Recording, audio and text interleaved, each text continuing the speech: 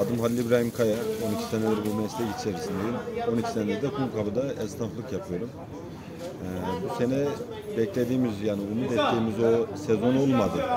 Beklenen hiçbir balık gelmedi. O yüzden bu sene kırık geçirdik yani mevsimi. Bu sene dediğim gibi zaten balık gelmedi yani. O istediğimiz kotalara ulaşamadık. O yüzden de biraz pahalı oldu. Tabii girdi çıktı maliyetleri de var bunun içine katılan.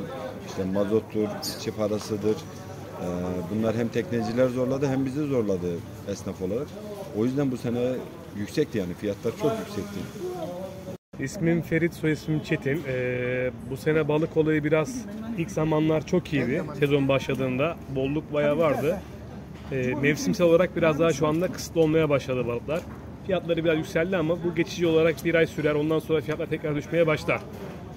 Bol çıkan balıklarımız şu anda hamsi çok iyi, istavrit çok iyi. Çinekop balığımız bol bir şekilde geliyor. Deniz zevriğimiz, deniz çupramız. Fiyatı yüksek olan balıklarımız kalkandır, barbunyedir. Bunlar şu anda biraz yüksek ama diğer balıkların çoğu uygun fiyatlara. Bir ay sonra havaların biraz durulmasından sonra bir ay sonra yine tekrar ucuzlayacak. Kalkan balığının fiyatı epey bir düşer mevsim olarak. İstavritin kilosu 70-80 liraya kadar düşer. Hamsi 50 liraya kadar düşer. Yani fiyatlar bayağı bir geri gelmeye başlar yine. Şu bir ay biraz fırtına ve rüzgardan dolayı balığın kısıtlı zamanı. Ondan sonra inşallah tekrar düşecek fiyatlar ama şu anda yine hala uygun. Deniz zevrinin kilosu 250 lira, deniz çupasının kilosu 200 lira. Efendime söyleyeyim, hamsimizin kilosu 100 lira, istavritin kilosu 100 lira şu anda. Fiyatlar gayet uygun.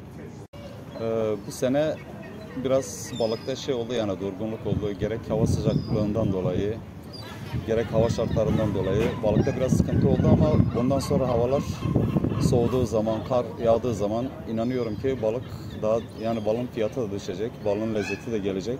Milletimiz tekrar geri balıkla buluşacak yani buna eminim ben. Aynen hem hava şartları, havaların sıcak olmasından kaynaklanıyor. Hamsi bu sene bir ara ilk başlangıçta çok güzel geldi. Ondan sonra şu anda Marmara hamsi geliyor. İri ama tadı fazla yok. Diğer hamsi de mesela bazen geliyor. Hava soğuduğu zaman Karadeniz hamsi geliyor ama normalde Marmara hamsi var yani şu anda. Onu kullanıyoruz. Vallahi